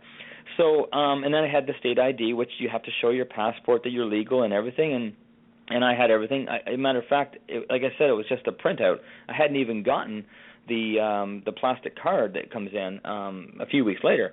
So I had everything in chronological order, showing everything, and the, lead officer, if you will, U.S. Marshal, with a bunch of them standing around me, laughing at me for whatever, I couldn't understand why. Probably because I was laying in bed when they were doing this. I didn't get out of bed. I just was watching all this stuff going around me, and I was in my sleep pants and T-shirt. So anyways, he looks at it and he says, oh, he's illegal. Look at this, he's illegal. And then I had a whole bunch of them asking me questions all at the same time, and I'm trying to answer them all individually. They're getting me mistaken with my answers. So they're getting it all mixed up, saying, see, he's lying. See, he said yes. I was saying yes to him. So I said, if you guys can just ask a question one at a time, I'll be able to. And they thought that was rude of me, or whatever. And they kept calling me names I won't repeat because I'm godly. Were these ICE agents or were they marshals? No, these were U.S. Marshals that were. They had a guy that they were looking for his arrest. So it had nothing to do with the ICE at this time at all. But what it was it was just the U.S. Marshals looking for an American citizen that was Hispanic, that was had done some major crimes. I found out later, some really bad ones, folks. So they didn't get them, so they saw me, and because I was Canadian or whatever, or, I don't know what it was exactly, but I know I'm not Hispanic, and my friends are, and they're American. They're born in America too, and so are their parents and everybody. So anyways. So yes, it wasn't ICE that had anything to do with me at that point, but once again, these were like cops, the U.S. Marshals. They said, oh, well, we're going to have to call the Customs Border Patrol because this isn't our jurisdiction. And I'm thinking to myself, first of all, it isn't yours, to question me anyway. You guys were here looking for someone else. But at the same time, folks, I didn't know all these laws at that time. And I was just woken up, so, I was, I'm very quick on my feet. But at that time, I had nothing to hide anyway, and I still don't. So I was just answering questions because I'm a nice guy. I was just, here you go, here you go, whatever, no big deal. A lawyer told me just in that conversation alone, there was at least 20 civil rights violations that they did with me. They wanted to look on my computer. They demanded my PIN, my passcode for my computer. It has. I always have on my computers. It says I heart Jesus and I love Jesus on it. And the one guy's looking at it and he goes, huh. And he goes, huh, I love Jesus. And I'm thinking, oh boy, don't be doing that. God will get you for that one. But anyways, he went into my computer for about 2 or 3 minutes, and he said to the other guy, there's nothing on here that's wrong. And I thought, well, no, I got nothing to hide, folks. Pick on someone else that's doing something wrong. So anyways, they called the Customs Border Patrol in, got there in about 30 minutes, record timing. I was beginning to wonder if this was a setup, because why? For the Customs Border Patrol to get there in 30 minutes, he must have been standing right by the, or right by the corner of where I lived or something. I couldn't understand this. So, anyways, they left, and I asked them if I could change. They said no. I wanted to get out of my sleep pants, but no. Customs Border Patrol, he said no. They said no. You're illegal, so I'm going to take you, and you can't change. Even though you've got all the documentation that says that you are there legally. They go in looking with an arrest warrant for one guy, and I guess they decide they're walking away with empty hands, so they have to have an excuse to arrest someone? And, I've used that many times. I'm glad I've never spoke to you about that particular part of it, Ann. But you're right. That's what I said. I said even 2 weeks ago when I was on TV, I said to the host, Tommy Laren, I said, I really believe that they didn't get their man, so they used me as like a scapegoat, just to, because they needed to get someone, and they didn't want to walk away empty-handed. When you're in a situation like that, folks, I'm sure you've seen on TV where U.S. Marshals, they have to be pumped up. Their adrenaline's going, their egos, they got egos anyway, most of these people, and so they got to get someone. So they felt, they didn't want to walk away with their tail between their legs, so they got me to do something anyway. And I really totally believe that. I really, really do believe that that's what it was, because there was no reason. And how I found out there was no reason for them to do this was from a lawyer, many lawyers actually, and also when it went to court, the court actually, I have the audio for everything, by the way, documentation. So anybody has anything against what I'm saying or doesn't believe it, I'm kind of hoping in a sense you don't, because I have everything to prove it, and that would show that I do have integrity, that I'm not lying about any of this. I even have everything. Well, that's good that you keep the documentation. That is so important. But when they took you in, I got audio too. Yeah, when they took you in, and it was originally just to verify your documentation. That's what they were telling you. Yes. Well, that's the thing, is they were telling me I was illegal right from the beginning, and I'm saying, how could you say that when it shows right there that I'm obviously legal? I mean, I have everything in chronological order. From everything, coming across the border, it shows everything. It shows I had an application there that was what's called an I-539. That is an application to change or change your status or extend your stay. And this application is actually one and the same, folks. You pay $300 for this, and which I did, and I did it on time. It wasn't even after the fact, like they do allow you even after the fact, special cases, if you missed it by the date. But I had it on time, and so anyways, when this came to court, the judge, the government attorney, was told after I finally got out, and I'll tell you how I got out in a minute, but the judge was told by the government attorney, well, we have a case that's about to be terminated. He goes, oh, whom and what for? And he said, the Canadian. And he said, what grounds? And, folks, the government attorney says, on the grounds that he was legal upon his arrest. And that's on audio, folks. I have it on audio, and I have it, obviously, the case was terminated. And so, therefore, the judge agreed that I was legal. And how I come to do that, folks, was it was a God movement. I asked God, I need to get out of here, of course. And by the way, forgot to tell you something very important. This judge earlier in my stay, for the second stay, was for 90 days, folks. The first one was 45. 3 years later, now I'm in there for 90 days. And in that whole 90 days, near the end of it, I said, God, I don't understand one thing, of course, and that is that this judge a couple months earlier had said that in order for me to get out, I would have to pay a $34,000 bond. And a $34,000 bond in immigration is the whole $34,000. You do not pay 10% like you would here in America for any other kind of bond or whatever. So because you're an immigrant and you are a flight risk, you could leave. So anyways, so the point is I couldn't understand this. I even have witnesses in writing. I wrote a statement and they signed it that they heard the judge say $34,000. The reason why I did this, folks, was I later found out through being in the legal library every day, that they don't record bond hearings. And I thought, well, how convenient. They don't record them audibly, and that's because they can do whatever they want and no one's going to have record of it. Well, you know what? I had people hearing it, and I have a signature from one of them saying that they heard $34,000. And I have no criminal history here or in Canada. So there was no understanding or reasoning that I could think of why they would do this other than harassing, because they wanted me to stay there. Taxpayers pay for me to be there, and I did not deserve to be there, and they kept it going on. So, yeah, it kind of scared me at first, thinking, okay, what am I supposed to do? The judge says, well, Glenn, he says, if you get yourself a lawyer, we can get you out of here sooner. We can lower the bond. And I thought to myself, oh, what, to $31,000? I mean, seriously, you might as well ask for $1 million. I don't have any money because I can't legally work here to get it, and no one I know has any money. and be darned if I'm going to ask people to get me out when it's not. I didn't do nothing to deserve it. So finally, come to the point where in day 80 something, I can't remember exactly. I have to go to my notes, but I said to God, I said, I believe I need to go on a hunger strike. And I said, if it's wrong, just when I wake up tomorrow morning that day, I said, when I wake up tomorrow morning, give me a sign before then that's wrong. And if not, then game on. Well, game was on, folks. I went on a hunger strike, and I what you do is every time they tell you, it's time to go for breakfast, lunch, and dinner, they have to write down if you refuse.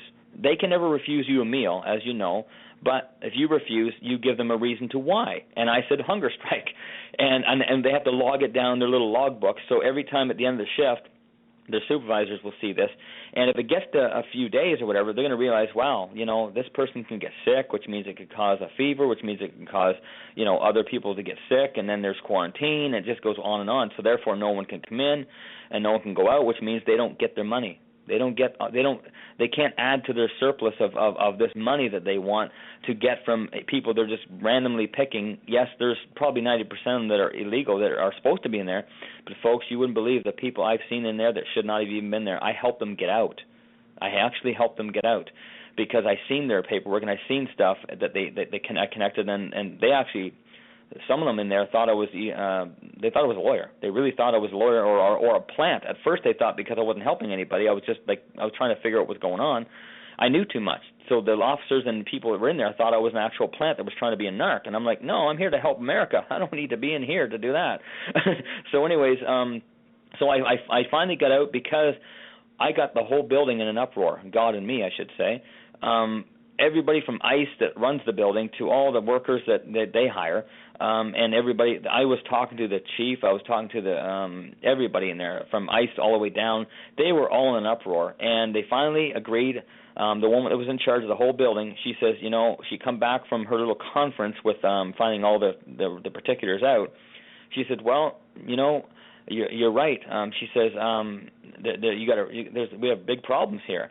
And I said, you're freaking right, we do. And she says, the U.S. Marshals were wrong. She says the Custom Border Patrol was wrong. And she goes, and we're wrong for having you in here. And you have court tomorrow, and we're going to get you out. I'm going to try and get you signed out. Like today, there's the actual. She was just acting warden, I guess, or acting not warden, but acting. I don't know, I forget what they called her. Anyway, she was the head of ICE at the whole building, and she was just there acting as the head because the gentleman that was doing this was away in Utah doing some kind of upgrading for this building and his job, I guess. So she had to act in his place. So she had to get his signature though because she was only kind of like the vice, so to speak. So anyways, she got his signature. The next day, I went to court, and that's when the government attorney said that I was legal upon my arrest. So the judge gave me the order, which I have, and the audio saying that the case was terminated. Well, folks, then when they were signing me out that same day, later on that afternoon, they come across with a Louisville Slugger and hit me along the side of the head. Not literally, but I probably would have felt better. They said that, since you've been here, your application was denied, so therefore, now you are illegal, and we want you out of the country in 30 days. And I said, what, are you kidding me? I said, over my dead body. He said, you guys created this mess. You already admitted it in every way, shape, and form. And I said, of course they would deny now I'm residing here. Any mail I would have gotten, or even the guy that was helped me with the work visa, the potential boss, you scared the pee out of him, and he doesn't want anything to do with me anymore. Which in his shoes, I probably wouldn't either. I'd be scared of the government too. So he said, you guys have created this mess, and you guys can help me get out of this mess. And she says, well, if you don't leave in 30 days, you'll be back here. I said, well, then you better bring me back here then, because I'm not leaving. And folks, I'm still here. So that was in 2010. Of June 8th, 2010, when they freed me. And I thought, oh, my God, talk about another bully tactic to get me out of this country when I've done nothing wrong and I've proven it in the court of law. And then you guys are saying now that I'm illegal, which technically they're right, but they caused it. And so anyways, and I couldn't even what you call when you get a thing in the mail, a response from them saying that, if it's been denied. And, it was denied because my boss at the time, or I guess potential boss, he decided that he was just going to drop everything, so therefore it never went any further, and that's one reason why it was denied. And I couldn't respond and you have 30 days to respond, folks. Well, by the time I got out and everything like that, my 30 days was up, or no, 15 days. Was it 15? I think I can't remember now. I have to look at my notes, but it was. Anyways, by the time I got home and was able to get the mail, that they sent it to the house and not where I was staying, which was in the detention center. The left hand doesn't know what the right hand's doing, so they didn't even know I had a change of address, and the change of address was being detained by them. I mean, how stupid can you get? So then I get home. And I can't send this out because my time for appeal has lapsed. So I did anyway. I thought, well, I'm going to phone them up and ask them. They said, no, you can't. So they said, you have to start the whole process over again. And the only way I could do that is if I go back to Canada. And I'm like, oh my God, this is stupid. So anyways, I refused to go. So after 30 days, I'm now what they call in their legal terms an overstay. So now they think they have me as an overstay, and I'm thinking, I don't care. There's no way that I'm going to be going back, and I'm going to have a 5 to 10 year ban because they haven't taken off the red flags from all the other crap that they put me through. So I wasn't about to trust them anymore. So anyways, I remained here in America, and then I got a letter in the mail. I didn't even get it, actually. My apologies. I didn't even get it. That was supposed to have come the year after in May of 2011. Well, November 2011 come along, and I was, through the whole time, folks, I've been trying to get everything corrected. I was trying to get a lawyer that would actually do this pro bono because I had no money. I wasn't about to, work illegal to get money for that because I know that God got me out of the detention center for no money down, and therefore He can help me with this. I just had to be patient, which we all know is one of the hardest things of being a Christian is being patient. So anyhow, I remained the course, and November come along, and I was talking with a woman lawyer from, I believe it was Virginia. I'm pretty sure it was Virginia, and she looked through the situation, and she called this number, which I now have, and it stated there, it tells you what your, I guess what your status is actually, where you are in this process of legal status here in America, and so anyways, I can even give anybody the phone number and give them you guys my alien numbers, what they call it, and you guys can find out I'm legal. And anyway, so what happened was in that case though, she called, and it said on the recording, it said that I have a court date coming up for March 20th, 2012. And I said, she said, Glenn, do you know you have a court date coming March 20th, 2012? I said, no.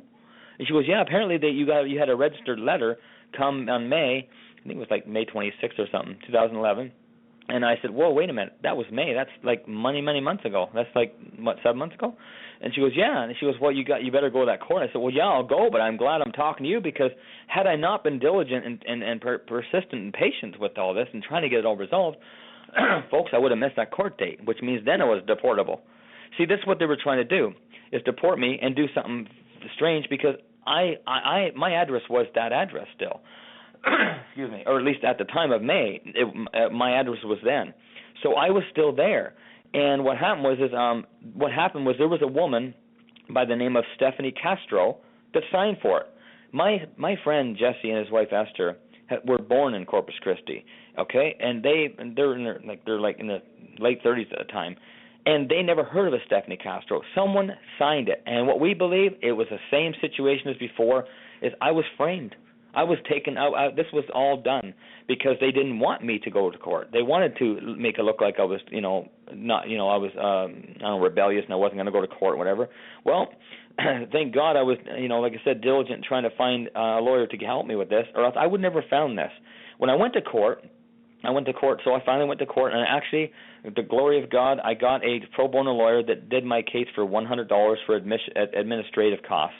And that was it. She did everything. She got me to go to court, talk with the judge, and that was March 20th. We had a continuance until June 8th of that 2012.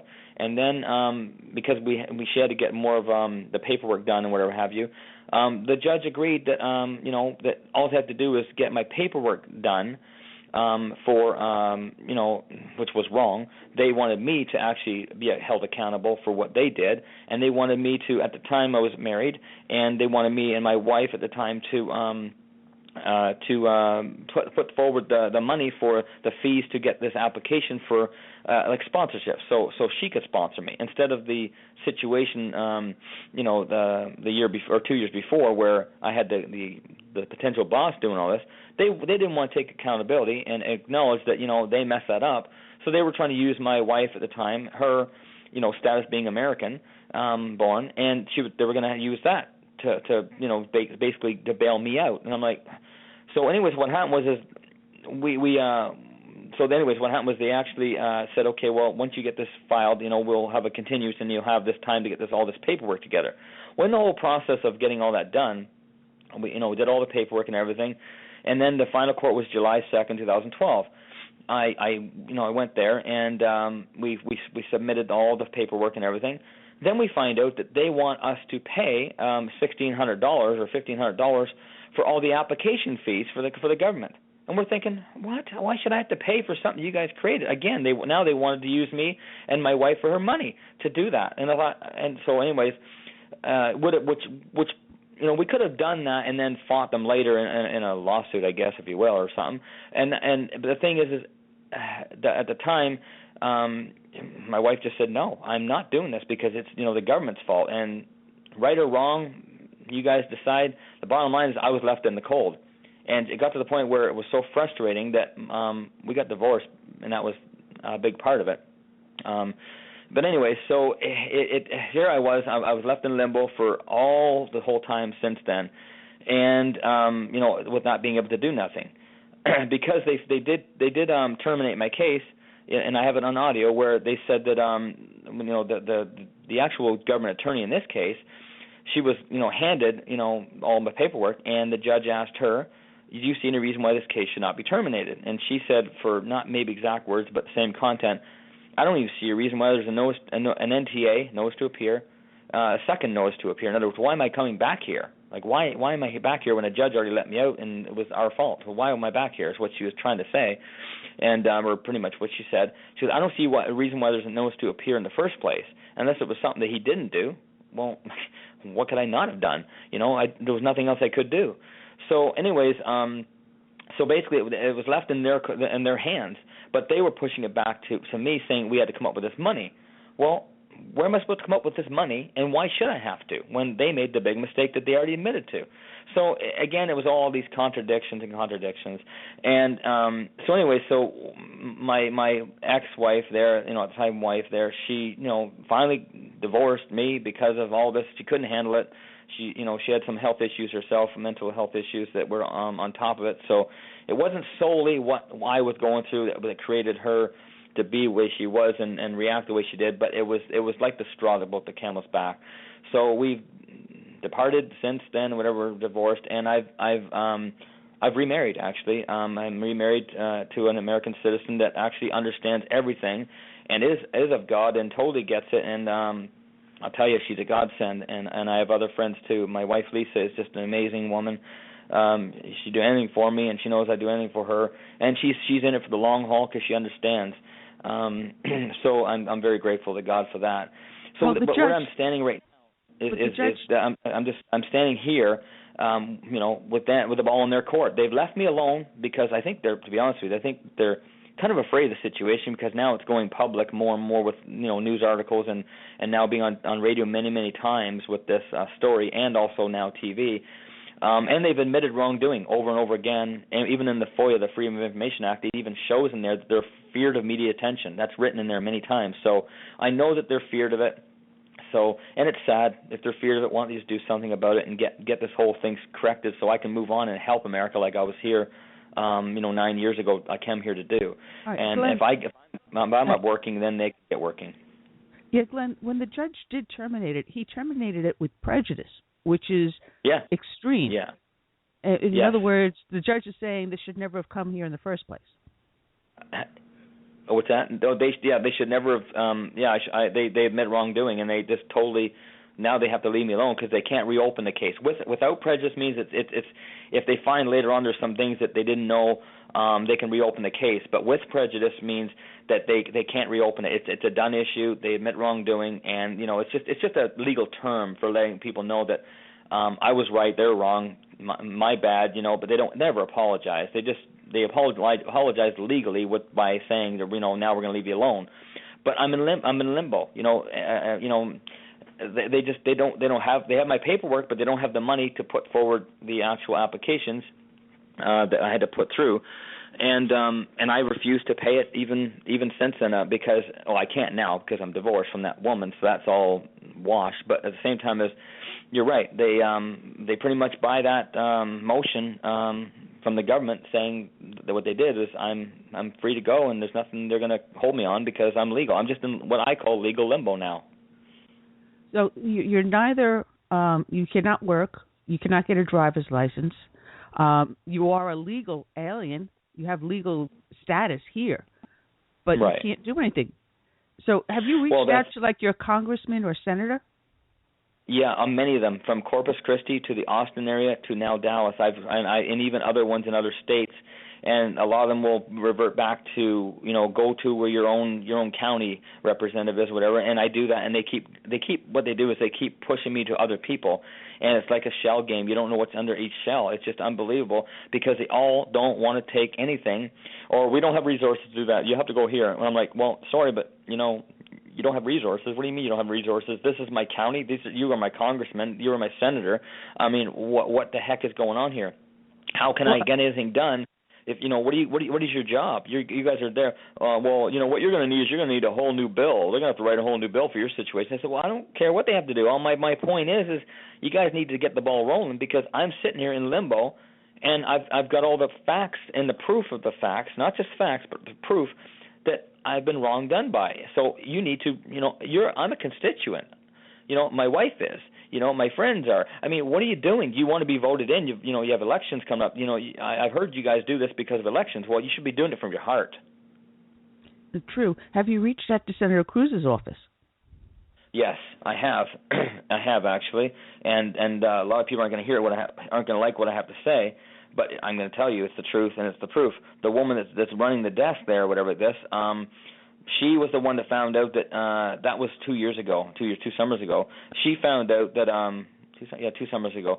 She found out that everything is with NCIS or whatever you call them. They have everything there. They're all there on their end. All they're waiting for is the money to pay for these applications. She goes, you're not in any threat to be deported like that. And I said, well, no. And I said, see, that's where it's left, and it still is. If you go phone this phone number, it tells people that I'm there's no court date, everything, and my case was terminated with prejudice. It says everything, but nobody's done nothing, so it's left there, and so therefore she wouldn't do anything more. She says, she is the one that says you're looking for us to get to have a bill written for this. And I said, well, that might be the end result. Yes, I want to change things so it makes it easier for people not to be in a situation like me. But right now, if they're admitting wrongdoing and everything like they have, why should we have to pay for anything? Why should I be forced to do this? And why? What are you guys doing? This is the senator's office. I mean, hello, and he at the time we were thinking he was going to be a candidate for presidency. So I believe that it will eventually get to him personally, because a lot of people have talked, and I'm getting more and more exposure. But the thing is it's sad because one phone call to that office head should have rolled right then. You mentioning him yourself, we would be led to assume that would be the first thing that they would do. Is Ted Cruz is totally against illegal alien, and he's for legal immigration. And I even have a story that shows Ted Cruz's picture in there and a quote that he has about that. And people are calling me, thousands of people are calling me the poster boy for doing immigration the right way. And yet this would actually be good for a Ted Cruz or a Donald Trump. So I believe that this is going to be coming soon, but it should have already been, as far as I'm concerned. They should already have been jumping all over this and proving their point of my example. Yeah, well, my suggestion is try reaching out again, because their staff changes when you deal with them on this level. It's a constant change. So that person that you may have spoken 2 years ago may not be there, and you may end up getting someone that is more willing to step up to the plate for you. There's also another place, if you reach out maybe to United States Justice Foundation, usjf.net, Michael Conley. He does a lot of this pro bono work, and something like this might be right up his alley. Good. Back to the Ted Cruz office, they have the same core staff the woman that's the head of immigration, she does all the immigration stuff. She's the same one, and so is her sidekick. They're both still there. So I can't get past them. Unfortunately, those are the ones that deal with it, and anybody I call there, they put me through to her because she's the one that deals with immigration only, and her sidekick or whatever. And her sidekick is one of the ones that sometimes answers for her. So it's one of those things that, I know they're going to feel bad when it does come to pass that they didn't really, do something, I guess, or whatever. But and I don't know what's going to happen. I just know that I know they're going to feel bad in a sense, and I feel bad for them that they're going to have to actually have egg in the face for this because it's not cool. What's happened, what they've just not been able to, or not.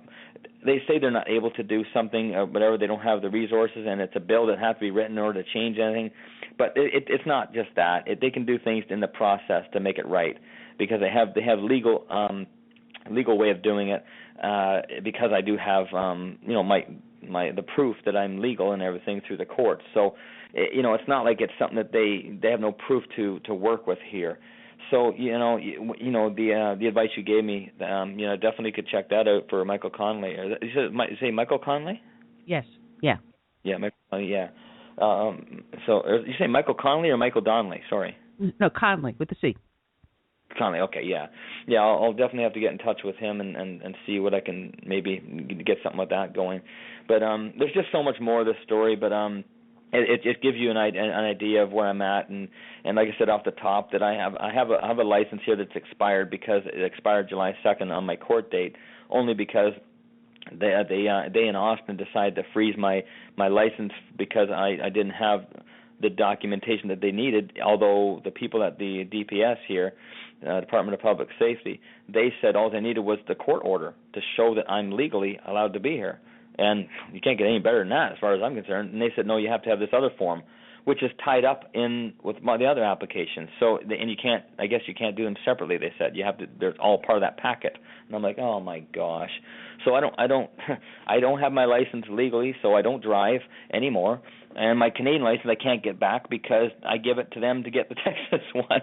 So it's like oh my gosh, I knew that I knew when God told me to come here that I was here to help, but boy oh boy, I didn't realize he'd be having me help on this level with all these contradictions and whatever have you with the laws and the mess that it would create. But it's just one of those things that I do feel it's coming to a close as far as being able to get everything my paperwork done properly and everything. So it's just one of those things that I'll be glad when it's done. Well, if I was doing this, I would be thinking, well, I can't get my Canadian license because the U.S. government has it. So why don't I file a form with Canada saying I lost it, and have them just send me a duplicate? Well, because it's expired now too, and because it's been so long since they've messed this all up, I'd have to go and do a driving test over there. Isn't that stupid? But it's because it's been so long since I had my Canadian driver's license that it can lapse within a certain time, and then you can get it.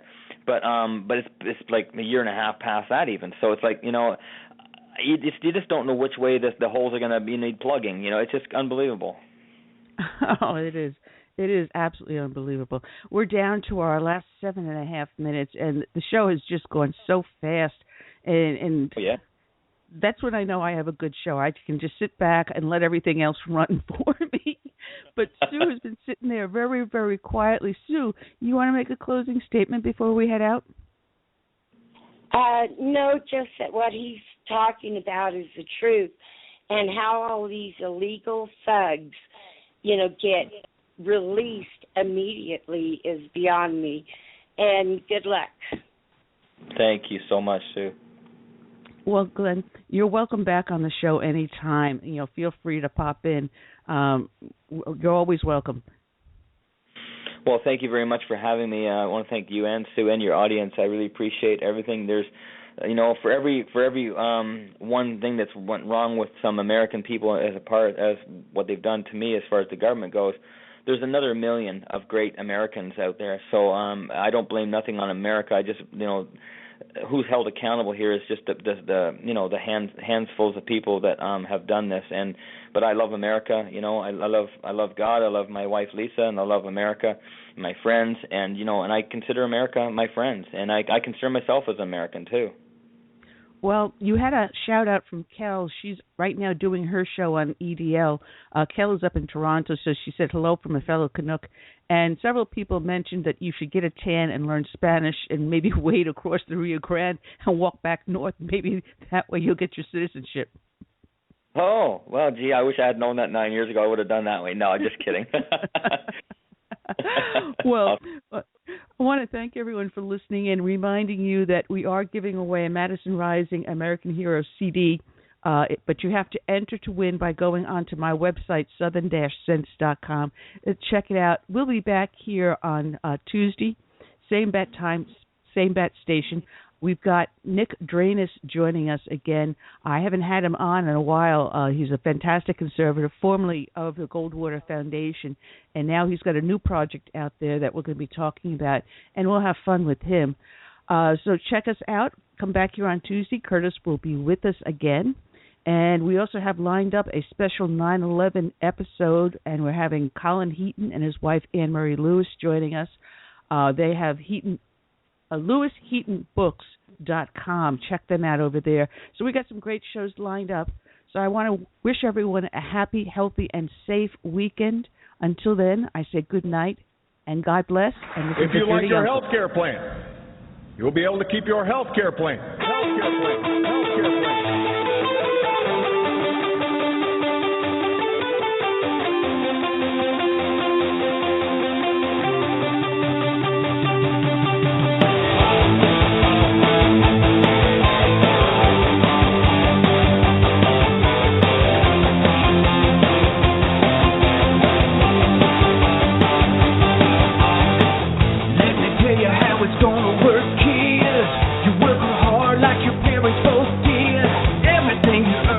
Breaking your back, we're gonna redistribute when we make our face tax.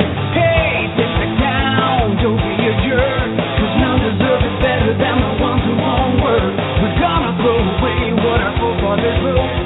Use your hard-earned money just to buy a new boat. Welcome to the place. Welcome to the place of the left hypocrisy. Little peace house is for you and me.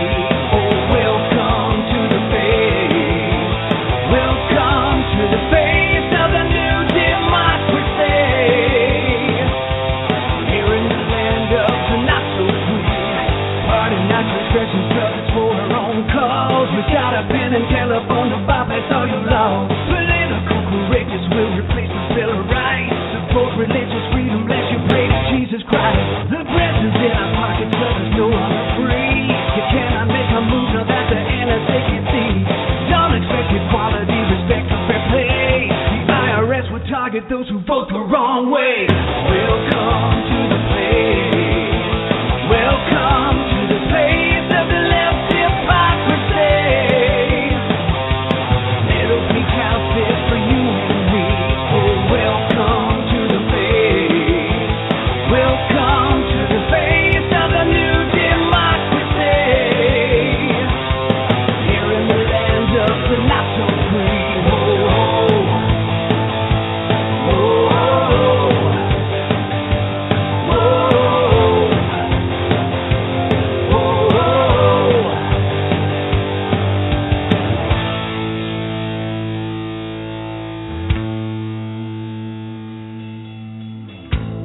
This is the most transparent administration in history. Not even a smidgen of corruption. Fact is, we had 4 dead Americans. What difference at this point does it make? If you've got a business, you didn't build that.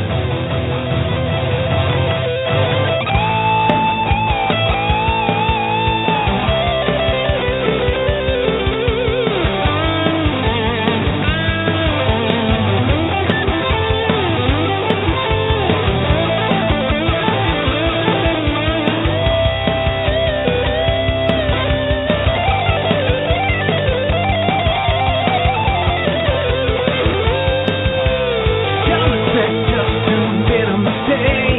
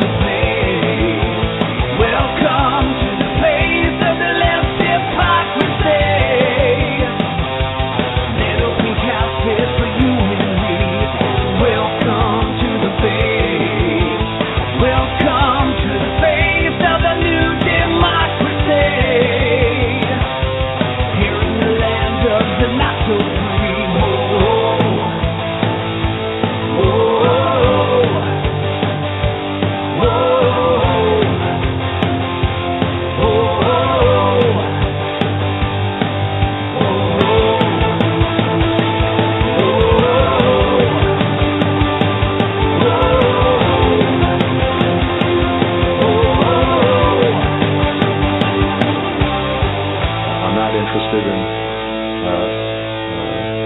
photo ops.